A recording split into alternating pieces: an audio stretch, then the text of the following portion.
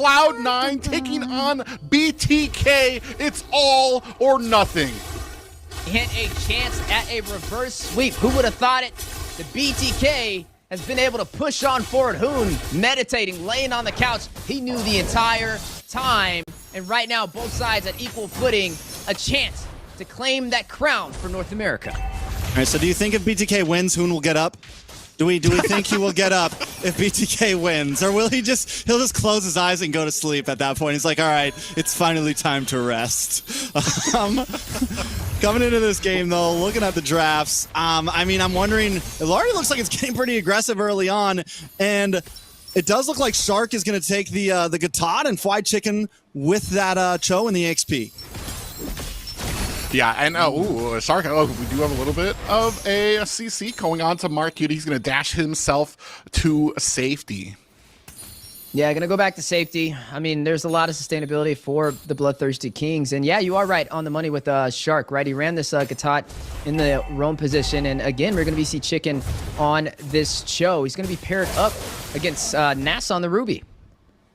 Yeah, Basic doing a good job at freezing lane up there, trying to keep it on his side. Bazia not falling for the tricks. I'm wondering, I feel like mid is going to be so crucial in this game. Shark and Hoon, Mark Cutie, Cole World. It's been the matchup of the season. And honestly, both of them, it finally feels like BTK, their mid is rotating very well. Cloud9 as well. Cole World on this raft. We know how fast he moves around. We know his plan with this hero. Man, and doing such a good job of kind of reading some of these. I know in the last game that Mobazane played Bakito, I was kind of wondering about some of these kills that Mobazane was kind of trying to initiate. He didn't get the kill. They were mostly assists. Ooh, we're going to go ahead and start a fight here. Yeah, G-Kondo from Chicken may be the opportunity, but both sides fighting it out. The Lantern dropping down, and Zane able to get the retribution for the Bloodthirsty Kings. Hoon will punish best player. Marquita responds back, finding Hoon. That'll be a 1-for-1 trade and a turtle over to the Bloodthirsty Kings. That is a good trade for BTK right there. You get a little bit of gold, and the most important thing is you get the kill on the best player. Yeah, and that's already going to, that's the frustration's going to start setting in. They have really kind of honed in onto best player, and this is what I was kind of waiting to see from them too, especially with the focus that Cloud9 put in on the early stages of this series against Mobazane, being able to find him, being able to isolate him. Here, they're really kind of honing in down onto best player, especially because he has such a good early game spike when it comes to that Julian. You shut him down in the early game, there's not going to be much that hopefully he can do toward the mid and late game. Yeah, and right now, speaking of these pickups, right, we know the Lantern can be very aggressive in the early phase. It can pretty much zone out an entire team. But Mark Cutie, he has this Valentino. We got to look at what ultimate he's going to use. Does he go in for the Way of the Dragon? Does he go for the AOG? Or does he go in for that Crimson Beacon, right, to be able to have that AoE damage to pretty much zone out the side of BTK? Yeah, I think Cloud9 here, I think they just need to take this, not be scared to take this game slow, not be scared to let this play into the, maybe even the 15-minute mark. I feel like we've seen it time and time again that Cloud9 plays very comfortably when there's a bunch of towers down on the map, plays very comfortably when, there's plenty of space to move around and everyone's got a lot of items. I really feel like Cloud9 needs to look for that type of position in this final game. Yeah, we've talked about where they shine, especially when it comes to macro, when it comes to the synergy. They've been able to really kind of slam down onto BTK. These last few matches, I've seen that same macro, that same synergy start to show its cracks, to the little bit of the frustration starting to show through here. Ooh, we have Mark Cutie with a possible flank. Yeah, they're going to look for the trade. They're going to go in for the side lane instead of the turtle play. A smart decision. Zia will be punished right there. Shark with the AOG a little late to the party, and you will see Zia pay the ultimate price. But on the turtle, BTK looking to possibly get this trade, and it looks like they may be able to get it zoning out Nats on top of that. BTK gets turtle, but honestly, I like gold. I like getting the gold laner. I like getting the gold plating. I feel like Cloud9, that's a big win for them. Well, yeah, and then they're doing exactly what they should have been, what we were kind of critiquing from BTK, where they just let turtles go for no reason. There was no answer. There was no reply. Here, Cloud9, they know that they don't have the advantage at the turtle fight, so they're going to go ahead, put that pressure onto the gold lane, get that gold plating, start to get Basic fed so that he can start being the nuisance he needs to be by mid-game. Yeah, right now, I mean, BTK, 2 turtles on their side, and when it comes to those win conditions, I mean, they thrive. Their chance of winning goes way higher, especially when they're able to take these turtles to have the slightest advantage. But I'm right there with you. With Zia falling on the top side, it could be a little questionable for the damage she's going to be able to dish out in these engagements. And you can already tell Cloud9, they're willing to give up these turtles because they go for the pickoffs. Yeah, I mean, it's almost more than questionable, right? Because we saw last time Zia was on the 1-1, even after getting 3 items in, the damage wasn't quite there. I mean, yes, there was some threat, but it was tough. But this early on, taking a death, falling 500 gold behind basic, could spell trouble. So I think at this point, BTK, maybe look for a gank of your own up in that top side. Look for some pressure to slow basic down. And here, a little bit of CC on the mark. Cutie just narrowly avoids the pull coming in from Hoon. Now starting to kind of readjust around the map. A lot of pressure here. Like I said, they've really kind of honed in on Zia now because of that last game. He was able to, even at the 16-minute, you waited for Zia to come online, still became an issue for the side of Cloud9. Here, they're not going to be taking those and making those same mistakes. Ooh, there goes the BMI and the Blazing Duet back to safety. Crossbow Tang, he found the weakness points in a matter of seconds, so both sides will trade equal damage. More of a defensive crossbow Tang at that point. The damage still not quite there, but he does survive the gank. On the mid side, watch Hoon and Shark, man. They are moving. They're stinging all over the place, and that's a lot of times is one of the problems that I see with BTK currently. Hoon kind of hangs out a bit too much in the mid, but lately, these past couple games that they've been winning, he's been getting very involved. Yeah, and they're going to go ahead, start things up. Another turtle that just is unable to be contested by Cloud9. This time, not much of a response coming from them. I mean, and if they don't find a trade for a pickoff, then BTK is going to start scaling, and that could be the difference that Zia needs, especially falling that early. I mean, there already goes the DHS in his favor. So, I mean, at this point, Gold not really escaping BTK. I think Cloud9's job, again, they can still just take things slow, keep their lead, try to get a couple pickoffs. I think keep on focusing onto the gold lane, get those ganks whenever they can.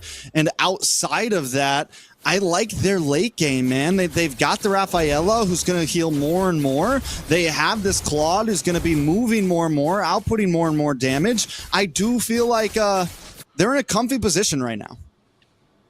Yeah, and especially because when we saw that was the Rafaela was kind of the answer to the crossbow of Tang when it came in through the late game. Even the damage coming out, there's just so much healing. And then you have the Flask of the Oasis on top of that, adding shield every single time the healing comes out there. Ooh, we have a little bit of a surrounding here for basic. Yeah, we were saying they needed to respond back, right? Need to find an opportunity to shut down the gold laner of Cloud9, but basic not going to go out without a fight. A great Blazing Duet to be able to stop BTK on the push. Not only does he get away, but he scares them away while doing it. But a nice hook. Ooh.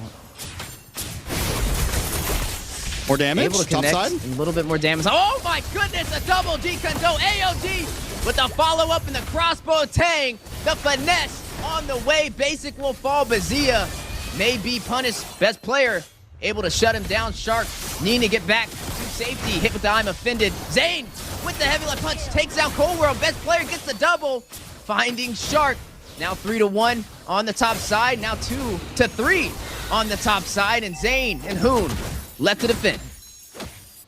Yeah, and with that, you're going to be looking at a 2 down for BTK. They're going to go ahead and start looking for some positioning around this Lord. A little bit of an advantage to them now, about a 1K gold lead. They were able to answer back. This is the one thing that we've been talking about. You need to be prepared for the answer back from Cloud9. There, no matter when you get the kill, no matter what kind of pickoff you have, you need to be prepared for that response that comes out from Cloud9 because they're not going to let it go silently. At this point, both teams definitely know what's on the line, right? Neither team letting anything go silently, not even a tower. I don't think we've been 10 minutes in where a single tower hasn't been taken. Hoon able to get out of that one. Still a little bit of a vie for the first Lord, but keep our eyes on Basic up in the top side. The question still rises, is this a good or bad thing? Yeah, you can definitely tell a lot of nerves for both sides, not wanting to be too aggressive, not wanting to be the one to create the mistake that can ultimately cost them this series. You are seeing the Lord at about 45% HP. Chicken, a great engagement on the Nats with the way the Dragon set up. AOG from Marcuti dropping down. We'll connect on the Shark. Chicken will fall. Marcuti will be the one to find him. One member down for the Bloodthirsty Kings, but they're still going to push in for this objective. Best player a little bit quicker at the Retribution, able to get it. 4C9 finds a kill on Zane and Zia. 3 members down for BTK. Make that 4 as Cold World will find Shark. Man, we were talking about the pressure, and it's starting to pay dividends now. Basic able to come in with the Blazing Duet, the amount of damage he's able to release onto BTK, allowing Best Player to come in to do the cleanup job, and just like that, 4 members of BTK fall. Yeah, that is going to be devastating at this point. I mean, it is, Mobazane goes down, everyone takes a shot to the face there, and C9... they feel it. They have the momentum. They're going to start trying to make moves around the map. Look at everyone in a different lane. Yeah, you do see the way the Dragon set up too from Chicken. Now forced to go back to safety as the Lord marching in on the top side. The knockup from the enhanced chains. A great setup. But can they follow through? Zia able to find Nats. Quick punish. Nats very low. Shark will fall. Cold World able to take him down. That is going to be a 1-for-1 trade for both sides. Oh man, and just like that, a 7K gold lead for the side of Cloud9, down to high grounds of BTK. At this point, can they defend? Zia still dancing, still trying to make something work. Cloud9, I mean, I think as long as they play this safe, they're in complete control, and I think it's been the game plan from the beginning, right? Just play smooth, don't overextend, get our gold leads where we can, control the map. And just look at the difference of what 1 minute can make as well, right? 1 minute ago, BTK had all their turrets. Now they're down to an inhibitor on the bot side, and Cloud9 having a lot of insurance to work in their favor. That just shows you how one little mistake can be the difference. Well, and especially for teams like this who are just so well synergized, who have such a grasp on the macro and what they need to do and where they need to push, especially with the benefit of a Lord coming out. It's just, you cannot give up. You've talked about it before. You can't give up an inch because these guys are going to take a mile for it. Here, right now, 12-minute mark, a BTK on the back foot with a 7K gold deficit. And look at this defense that Cloud9 has over the river. Look at the defense that they have. I mean, just this line of members, and they're getting back to that angled style play that Cloud9 does so well, especially in a game when your enemy has no towers. Best player going up to the top side. And at this point, they just wait. So the question is, like, how does BTK break through this, right? Either Fried Chicken gets the big kick, gets the pickoff, or Shark gets the big AOG. But I think it's definitely, they have to find at least one member to kind of crack through the armor. Right, I mean, it was just that one engagement that really opened up the map for Cloud9. I still think BTK can take the fight when it comes to the 5v5, but they're definitely going to have to be more careful on positioning, because if they fumble that opportunity again, Cloud9 are going to look for the early finish. And you see right here, Fried Chicken dancing around Cold World here. I'm not even sure if he knows if he's in that bush, if he's cleared it just yet. Cold World very patient right now. I don't think I don't think Fried Chicken knows he's there at all. And Cold World, just like the patience is a virtue at this point. Hanging out, no vision, and there's the Cold World basic combo at the bottom lane once again. Yeah, the split push in effect to be able to have the wave management. And now both sides find it out. Airborne knockup. Zane able to find Nats. That's huge for the Bloodthirsty Kings, but they need to get back to safety. Look at the lantern placement. Basic with the side play of the Blazing Duet to the full team. Best player finding Shark. That is going to be a 1-for-1 trade in the mid lane. Crossbow tank activated with the Winter Crown to buy some time. Hoon will find Cold World. Basic goes back to safety to BMI. Marcuti finding Zia. They don't have the ADC. Zane takes down best player. No retribution for Cloud9.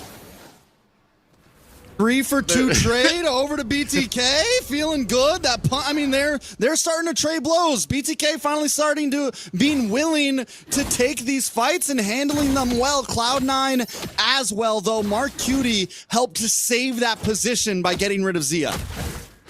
Yeah, I mean, and Zia's become a huge issue for the side of Cloud9. Even at 1-4 right now, 14 minutes, he's still got 2 more minutes before he hits that Zia power spike that we know him from the last game here. So still some wiggle room for BTK, but man, just right now, already kind of limiting it down to a 3K gold lead for the side of Cloud9. BTK just is still in it, but Zayn, a little bit of a miscalculated play, now working in his favor, finding Basic, able to sustain himself, and whom will find Cold World.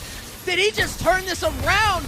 The bait working in Zayn's favor. Now Zia will shut down Marcutie. Only Nats and best player left to defend, and the Lord will go over to the Bloodthirsty Kings. We're talking one punch, one hit, a millisecond, one moment for MOBA Zayn to take out Basic and completely put this game into their hands. And just like that, turned it around with one hit. Takes down Basic. 3 down for the side of Cloud9. BTK have, at least a short answer just now and a 2K gold lead in their favor. Yeah, but there's still a lot of turrets to go through. Even though they were able to get that objective, they still got to do a little bit more work to get to that base crystal. But effectively, that is a massive victory in terms of objectives, right? It's going to keep them on the playing field and force Cloud9 to be on the defense. But as the Lord marches in on the bot side, BTK will look for a possible punish, but they're going to go and try and burst down this Lord. But I'm standing, I'm pacing in front of the monitor right now. Anything could happen. I think Cloud9 needs to do what they've been doing. Take it slow, right? They can't rush this. I think when they overextend themselves, when they go for these big plays, that's when the mistakes start to come in. They cannot underestimate BTK at this point. I think they really just need to let BTK come to them, and there it is. Yeah, the initiation on the way. Zayn able to find best player. Oh! Be able to get another. Zia finding Nets. That's 2 down for Cloud9. Lazy Wet into the heart of the battle. Shark falling for the Bloodthirsty Kings, but not going to stop BTK on the push. Minions in the mid lane. AOG Chicken finding Marcutie. Moments away with one final strike. Cloud9 will be shut down by the Bloodthirsty Kings. The threat of fate has been severed, and they reclaim the crown as North America's champions. The Whispers lay